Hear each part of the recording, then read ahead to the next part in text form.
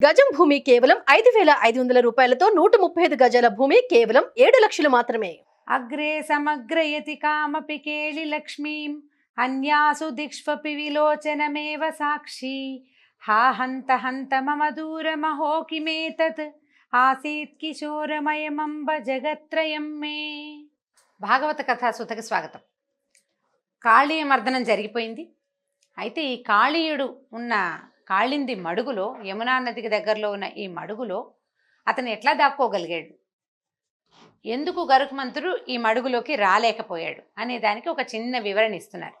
అడుగుతున్నాడు అనమాట పరీక్ష మహారాజు, ఇక్కడికి ఎందుకు రాలేకపోతాడు? గరుత్మంతుడు ఎక్కడైనా ఎవరినైనా పట్టుకోగలిగిన వాడు. ఈ మడుగుకి ఏమిటంటే, పూర్వమట గరుత్మంతుడు ఒకనాడు ఎక్కడికో ఎగురుతూ తిరుగుతూ ఆయనకి చాలా ఆకలిసిందట. వేసి ఈ కాళింది మడుగు దగ్గరికి దిగాడట. ఈ కాళింది మడుగులో బోలెడన్ని చేపలు ఉండేవాట, చాలా చేపలు ఉండేవి. ఆయన ఆ చేపల్ని భక్షించడానికి వచ్చాడు. కిందకి దిగాడు, చేపలు కనపడ్డాయి. ఆ నదిలోకి దిగి, ఆ మడుగులోకి దిగి చేపల్ని భక్షించేసరికల్లా చేపల రాజుని పట్టేశాడు. మొదట ఆయన నోట్లోకి వెళ్ళిపోయేసరికల్లా ఈ మడుగులో ఉన్న చేపలన్నీ ఏడుస్తూ ఆ మడుగు లోపల భాగంలో ఒక మహర్షి తపస్సు చేసుకుంటున్నాడట. సౌభరి ఆయన పేరు. ఈ సౌభరి అనే మహర్షికి విన్నవించుకున్నాయట, నువ్వు ఉన్నావని మేము ప్రశాంతంగా సంతోషంగా ఉన్నాం నాయన, గరుత్మంతుడు వచ్చి పడ్డాడు, మా రాజును లాగేశాడు, ఇక మేము కూడా అందరం వెళ్ళిపోతామని లబోది బోమని ఏడ్చేసరికల్లా ఆయనకి ఆ ఏడుపుకి, ఈ గరుత్మంతుడు నీళ్లలోంచి చేపల్ని లాగుతున్న శబ్దానికి, గరుత్మంతుడు అంటే ఏదో చిన్న పొన్నగా ఉండడు కదండి, మహావిష్ణువుని మోయగలిగిన సామర్థ్యం ఉన్నవాడంటే ఎంత పెద్ద విగ్రహం, ఎంత పెద్ద శరీరం అయి ఉంటుంది. ఈ మహావిగ్రహ రూపం అక్కడ నిలబడి ఆ నీళ్లలోంచి చేపల్ని లోపలికి పీలుస్తుంటే ఆ శబ్దానికి నీటి కదలికలకి విసుగు పుట్టింది ఆయనకి, సౌభరికి. దాంతో ఆయన ఈ గరుత్మంతుడికి చెప్పించాట, మళ్ళీ గరుడు ఈ నీళ్లలో ముక్కు పెట్టాడు అతను తలపగలి మరణిస్తాడని.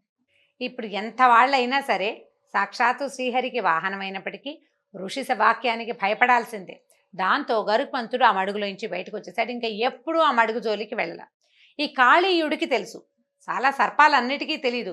ఆ సమయంలో ఇతను ఇక్కడే ఎక్కడో ఉండటం వల్ల, లేదా అక్కడ ఉన్నటువంటి ఒకళ్ళిద్దరు ఋషిమునులు ఎవరో ఇతనికి తెలియజేశారు, ఈ కాళింది మడుగులోకి గరుత్మంతుడు రాడు అని. అందుకని ఒళ్ళు తల అన్నీ చితికిపోయి ముక్క చక్కగా అయిపోయినట్టున్నా సరే పాక్కుంటూ వచ్చి ఇందులోకి చేరిపోయాడు. ఇంకా అతని పరివారం కూడా అతని వెనకాలే వచ్చేసింది. ఇక నన్ను ఎవరూ ఏమీ చేయలేరన్న భావన బలంగా ఉండేసరికి ఆ మడుగు మొత్తాన్ని విషతుల్యం చేసేసాడు అతను. సహజంగానే పొగరబోతువాడు, దెబ్బలు తగిలినా కొంతమందికి బుద్ధి రాదు. ఇప్పుడు గరుత్మంతుడు రాడు, గరుడు కాకపోతే తను ఏమైనా చేసేవాడు ఎవడూ లేడు భూప్రపంచం మీద, ఎవరు లేరు కదా, ఇంకా భూమి మీద ఎవరు లేరు. దాంతో ఇతను తన తాలూకు శక్తియుక్తులన్నీ ఆ మడుగును పాడు చేయటంలో, అది తన సొంత సామ్రాజ్యం చేసుకోవటం, వేరే ప్రాణిని కూడా అక్కడికి రానివ్వకుండా ఆ రకంగా ప్రవర్తించాడు. గరుత్మంతుడు ప్రవేశించడానికి వీల్లేదు కాబట్టి ఈ సర్పం అందులో సేఫ్గా ఉంది. చివరికి మన కృష్ణ పరమాత్మ ఈ సర్పాన్ని ఇక్కడి నుంచి తన పాదముద్రలతోటి రమణక ద్వీపానికి మళ్ళీ బట్వాడా చేశాడు, అక్కడికి పంపించేశాడు అనమాట. గరుడు అతన్ని ఏం చేయడు. ఇప్పుడు కూడా మనం కృష్ణ పాదాలు ఉన్నాయి, మంచి తాచుపాము అని చెప్పుకుంటారు. కృష్ణ పాదాలు ఉన్నాయి అంటే ఆ పాము చాలా జాతైనదని, దాన్ని పాము పైనుంచి వెళ్ళే గద్ద కూడా దాని జోలికి రాదట, కృష్ణ పాదాలు కనపడతాయట, ప్రత్యేకంగా సర్పం మీద ఉంటాయి అని చెప్తారు. మనం ఎప్పుడు చూసిందేం లేదనుకోండి, కాకపోతే కథల్లో, మనం పురాణాల్లో వాటిలలో చెప్పబడుతుంది. అయితే ఈ మడుగు నుంచి బయటకు వచ్చేసరికల్లా కృష్ణుడు గోకులవాసులందరికీ పోయిన ప్రాణం తిరిగి వచ్చినట్టు అయిపోయింది. అమ్మాయి అనుకున్నారా, అందరు బలరాముడు నవ్వుతూ కృష్ణుడిని కావలించుకున్నట్ట. గోపాలుడు, స్త్రీలు అందరూ మడుగు దగ్గరే ఉండిపోయారు. వంటలు లేవు, తంటలు లేవు, ఇళ్ళకి వెళ్ళే ఓపిక కూడా లేదు. ఎందుకంటే ఈ పొద్దున్నుంచి అరిచి అరిచి కేకలు పెట్టి దుఃఖోద్వేగం, భయోద్వేగాలతోటి చాలా హైరాణ పడిపోయారు. చూడండి పాపం వాళ్ళంతా, కృష్ణుడు ఏమైపోతాడు అని. ఆ జరుగుతున్న సంకుల సమరాన్ని, ఆ నాట్యాన్ని చూసి మైమరిచిపోయారు. మొదట భయపడ్డారు, సంభ్రమాశ్చర్యాలకి గురయ్యారు, ఆ తర్వాత మైమరిచిపోయారు, ఇంకట్లా ఉండిపోయారు. చీకటి పడిపోతోంది. సర్పం వెళ్ళిపోయిన తర్వాత వీళ్ళంతా ఏం చేశారట, యమునా తీరంలోనే ఉండిపోయారు. వంటలు చేసుకుని తినుంటారు, అక్కడే ఏదో దొరికినవి వండుకుని తిని వాళ్ళంతా అక్కడే ఉండిపోయారు. అయితే వేసవి కాలం అవటం వల్ల అది కూడా ఒకటి ఉంది, వేసవి కాలం అయ్యేసరికి నదీ తీరాలు సాయంత్రం చీకటి పడేసరికి చాలా చల్లగా అయిపోతాయి. దాంతో ఈ చల్లదనం కోసం ఉండిపోయారు. ఈ వేసవి కాలం అవటం వల్ల అడవిలో ఒక కార్చిచ్చు పుట్టిందట. ఇది క్షణాల మీద వ్యాపించి ఈ మొత్తం ఈ మడుగు చుట్టుపక్కల ఉన్న జనానందరినీ చుట్టపెట్టేసింది. అది ముందు దావాగ్ని, వెనకాలేమో ఆ పక్క నుంచి అగ్ని వస్తోంది, ఇటేమో యమునా నది ఉంది. నదికి అగ్నికి మధ్యలో ఉండిపోయారు గోకుల వాసులందరూ. ఏం చేయాలో తెలియలేదు. దాంతో అందరూ కృష్ణుడిని ఆశ్రయించారు. నాయన ఏమిటో నువ్వు ఏం చేయగలవు, దీన్ని ఏం చేయాలో అని అడిగేసరికల్లా సర్వశక్తివంతుడు ఆదిమధ్యాంతరహితుడు అయిన శ్రీకృష్ణుడు తన వారిని రక్షించడానికి ఆ దావాగ్నిని మొత్తం మింగేశాడట. ఆయన దావాగ్నిని తాగేశాడు అని చెప్తున్నారు. తమ అగ్నిం అపిబత్ అంటున్నారు. ఆ అగ్నిని తాగాడు. పిబత్ అంటే పిబ పానే అంటారు. పానే అనే ధాతు ఆ పానక్రియే అది. ఈ అగ్నిని తాగేశాడట. అగ్నిని తాగేసి తర్వాత తెల్లవారేసరికల్లా అందరూ ఇళ్ళకి వెళ్ళిపోయారు. క్రమంగా రోజులు గడుస్తున్నాయి. ఇలా ఇదే రకంగా బలరామకృష్ణులు పెద్దవాళ్ళు అవుతున్నారు. కాస్త మంచి ఒడ్డి పొడుగు, చక్కగా జుట్టు బాగా పెరిగింది, చూడ్డానికి చక్కగా ముచ్చటగా బాగా కనపడుతూ ఉండేవాళ్ళు. రూపాలు బాగుండేవి. శిరోజాలు గిరజాలు తిరిగి చక్కగా ఇట్లా జుట్టు కిందకి వేలాడుతూ ముచ్చటగా ఉండేది. అయితే వీళ్ళు ఒకసారి అడవిలోకి వెళ్ళినప్పుడు చాలామంది ఈ పిల్లలు ఏంటంటే ఉప్పెక్కి ఆటలాడుతున్నారట. ఉప్పెక్కి ఆటలాడడం అంటే ఒకళ్ళ వీపు మీద ఒకళ్ళు ఎక్కుతారనమాట. ఉప్పెక్కడం కొంత దూరం మోయటం. ఎవరు ఎవరిని ఎంత దూరం ఎంతసేపు మోయగలరు, ఇది ఒక పందెం. ఆటలాడుకునేటప్పుడు చేస్తారు చూడండి. అదే సమ్మర్ సాల్ట్ అంటారు దాన్ని. ఏమన్నా నాకు గుర్తు రావటం లేదు, ఇంగ్లీష్ పేరు ఏదో ఉందండి, సరిగ్గా జ్ఞాపకం రావడం లేదు నాకు. భుజాల మీద ఉప్పు ఎక్కించుకోవటం, ఉప్పుగోనే వెనకాల ఎక్కించుకుని పరిగెత్తడం అనమాట. అయితే ఏమైంది, ఈ గోపబాలుల రూపంలోనే ఒక ప్రలంబాసురుడు అనే ఒక రాక్షసుడు ఒక గోపాలకుడిగా మారిపోయి వీళ్ళ మధ్యలో చేరిపోయాడు. ఒక్కో పిల్లాడు రెండో పిల్లాడి మీద ఎక్కుతున్నారు, వాడు దిగుతాడు వీడెక్కుతాడు అనమాట. అట్లా పరుగులు పెడుతున్నారు. ఇట్లా ముందుకెళ్తుంటే ఈ కృష్ణుడు సైగ చేశాడు, అన్నా చూడు చూడని.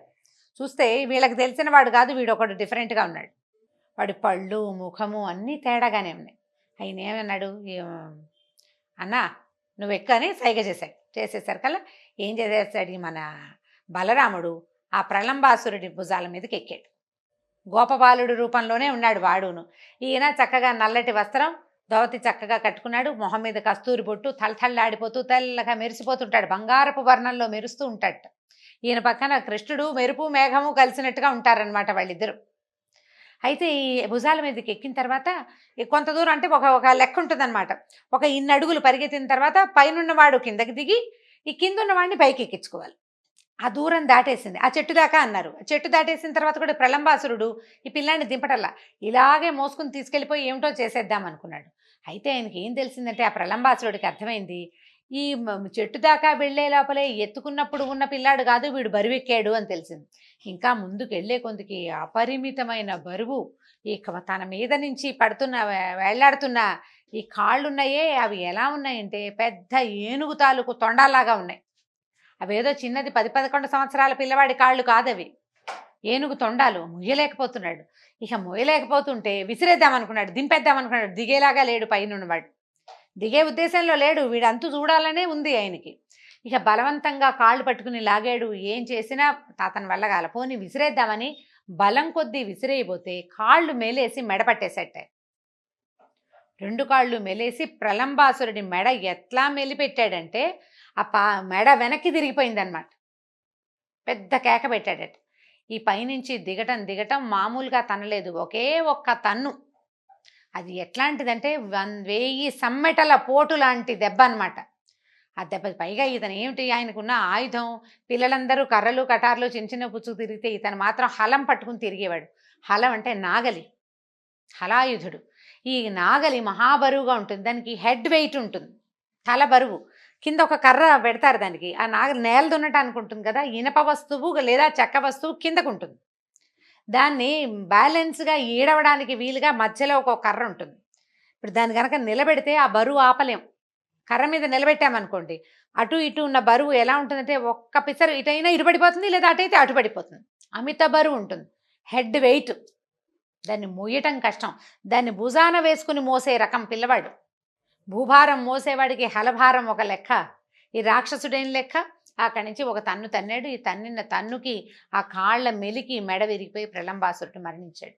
అందరూ ఆహాహా అన్నారు. అబ్బో, వాళ్ళ తమ్ముడే కాదు అన్నయ్య కూడా పెద్ద పెద్ద వాళ్ళని చంపేస్తాడు, ఇట్లా చేస్తాడు అట్లా చేస్తాడు. అందరూ గోకులంలో పిల్లలందరూ కేరింతలు కొట్టారట.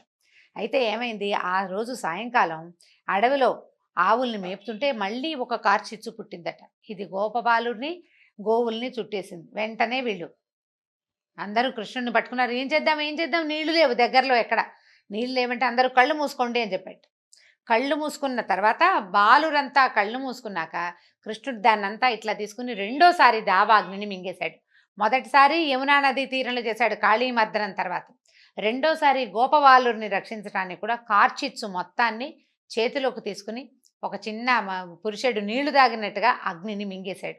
ఆ తర్వాత అందరూ కళ్ళు తెరిచి చూసుకున్నారు. నిప్పు ఛాయలు లేవు.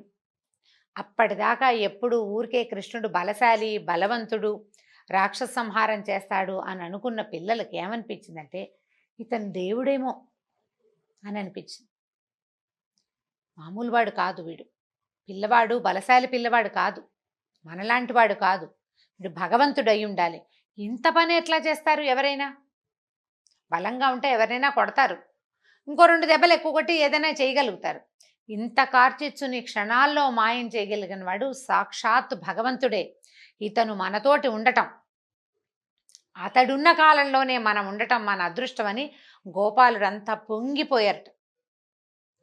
భగవల్లీలా విలాసంగానే దీన్ని భావించారు. భగవంతుడే మన కోసం మన మధ్య పుట్టాడని భావించి ఆ కృష్ణుడిని జేజేలు పలికారట పిల్లలంతా. అయితే పిల్లలు అంటే తాత్కాలికంగా ఇలాంటి భావాలు కలిగినప్పుడు ఒక ఉద్రేకం లోపల నుంచి, ఒక ఉత్సాహం, ఒక భక్తి భావం, ఒక లావాలాగా పెళ్ళిబుకుతుంది. ఆ క్షణం గడిచాక మళ్ళీ విష్ణుమాయకి లోబడి తమతో ఉన్నవాడు కృష్ణుడని, తమ చెలికాడని, తమ ఆడచ్చని, అతని చెవులు పుచ్చుకుని లాగచ్చని, జుట్టు పుచ్చుకుని ఆడించచ్చని, అతని భుజాల మీదకి ఎక్కచ్చని తోస్తుంది. విష్ణుమాయా విలాసమే అంత. క్షణాల్లో ఈ దైవభావాన్నిలోంచి బయటపడి ఆడుకుంటూ సరదాగా గడిపేశారు. ఇలా క్రమంగా శరదృతువు వచ్చింది, ఋతువులు మారుతున్నాయి. ఈ కృష్ణుడు గనక ఈ వేణునాదం మొదలు పెడితే అందరూ వినటానికి మైమరిచిపోతూ ఉండేవాళ్ళట. మహా అందంగా తయారయ్యారు వీళ్ళు, కొంచెం పెద్దవాళ్ళు అయ్యారు. కిషోర దశ నుంచి యౌవన దశకి రాబోతున్నారు, టీనేజ్కి వచ్చేస్తున్నారనమాట. ఈ వ్రజంలో ఉన్న ఈ గోకులంలో ఉన్న కన్యలందరి దృష్టి వీళ్ళ మీదే ఉందిట. 4 ఆడపిల్లలు కలిస్తే బలరాముడు కృష్ణుడు గురించే మాట్లాడుకుంటున్నారు. తర్వాత సఖి రామకృష్ణులు మిత్రులతో కలిసి గోవుల్ని తోలుకుని అడవికెళ్తున్నారు. అక్కడ మిత్రులందరూ చుట్టూ చేరగా వారి మధ్య నిలబడి వేణువు మీద మధుర స్వరాలు పలికిస్తారు. అప్పుడు మిత్రులు ఆ సోదరుల అందాన్ని తమ కళ్ళతోటే తాగేస్తున్నారా అన్నట్టు రెప్పలు వాల్చకుండా వాళ్ళనే చూస్తారు. కళ్ళున్నందుకు ఇది కదా ఫలితం. గోపబాలుడు నిరంతరము కృష్ణుడితోటే ఉండి అతన్ని చూడగలుగుతున్నారని, తామంతగా చూడలేకపోతున్నామని గోకులంలో ఉండే కన్యలందరూ భావించేవాళ్ళు. ఎంత పుణ్యం చేసుకుందో ఆ వేణువు. దాన్ని ఒంటి నిండా చిల్లులే. వేణువుకి రంధ్రాలు ఉంటాయి కదా, మన కృష్ణుడి పెదవి అధరాల మీదే ఉంటుంది ఎప్పుడు. ఆయన చేతిలోనే ఉంటాయి, చేతిలో ఉంటుంది, దట్టిలో ఉంటుంది, లేకపోతే ఆయన పెదవుల మీద ఉంటుంది సంగీతం వినిపించడానికి. ఆ వేణువుదే కదా అదృష్టం, ఆ గోపాలుడిదే కదా అదృష్టం అని కన్యలంతా అట్లా అసలు మైమరిచిపోతూ ఉండేవాళ్ళు అనమాట. కృష్ణుడికి స్నానం చేసే నది, కృష్ణుడు ఆటలాడే నేల, కృష్ణుడితో ఆటలాడే గోవులు గోపాలురు, వాళ్ళదే జీవితం కదా అని అనిపించేది. ఆ పల్లెలో ఉన్న వాళ్ళందరూ కూడా అతనిలో లీనమైపోయేందుకు సమాయత్తం అవుతున్నట్టుగా ఉండేవారట. ఇట్లా జరుగుతూ ఉండగా ఇప్పుడు గోవులు ఎలా పరవశించేవంటే, ఆవులకేమో పాలు వాటంతట అవి స్రవించేవి, దూడలేమో పాలు తాగటం మానేసి ఆయన వైపు చూస్తుండేవట. చెట్ల మీద ఉన్న పక్షులు కూడా కృష్ణుడు కనపడేలాగా కనపడపోతే కుదరదు, ఇతర శబ్దాలని వినపడనిచ్చేవి కాదట. ఒకటితో ఒకటి మాట్లాడుకునేవి కాదు, వేణుగానాన్ని వినడం మాత్రమే. అట్లా కృష్ణుడితోటి మమేకమయ్యి మొత్తం ఆ రేపల్లెలో ఉన్నటువంటి సర్వ ప్రాణులు పరమాత్మ మీదే తమ మనసు లగ్నం చేసేటట్టుగా, మహర్షులు ఎట్లా లగ్నం చేస్తారో మహర్షులే ఇలా పక్షుల రూపంలో వచ్చి కూర్చున్నారేమోనని అనిపించేంత అత్యద్భుతంగా శ్రద్ధగా వినేవట. అయితే ఇప్పుడు నదులు, ఆఖరికి ఆయన ఆ ఫ్లూట్ వాయిస్ నది దగ్గరికి వెళ్తే యమునా నది కూడా కెరటాలతో గబగబా వచ్చేది ఆయన ముట్టుకోవడానికి, అంత ప్రీతిగా ఉండేది. అయితే ఇక గోవర్ధన పర్వతం, ఇంకా అసలు ఆ పర్వతం అంతా ఇంత కాదట, ఈ శబ్దాలు వినడం కోసమే పూస్తోందా కాస్తోందా అనిపించేది. పర్వతం మీద ఉన్న ప్రతి చెట్టు ఎప్పుడు విరగబూసి విరగ్గాసేసేవట. విపరీతమైన పచ్చిక, ఆవులకి దూడలకి మేతకి వెతుక్కునే పని లేదు, నీళ్ళకి వెతుక్కునే పని లేదు. ఆ పచ్చదనం, ఆ చల్లదనం, భగవంతుడి తాలూకు స్పర్శతోటి పునీతమైన ప్రతి మట్టి కణము తన పూర్తి శక్తియుక్తుల్ని బయటికి వెలువరచడానికే, తన ఆనందాన్ని బయటికి చూపించడానికే ప్రయత్నం చేస్తున్నట్టుగానే ఈ గోపాలకులంలో ఉన్నటువంటి, ఈ గోకులంలో ఉన్నటువంటి, బృందావనంలో ఉన్న ప్రతి మొక్క మోడు ప్రతిదీ చిగురించి ఆయన కోసమే పూసేవి, ఆయన కోసమే కాసేవి, ఆయన కోసమే వినేవి.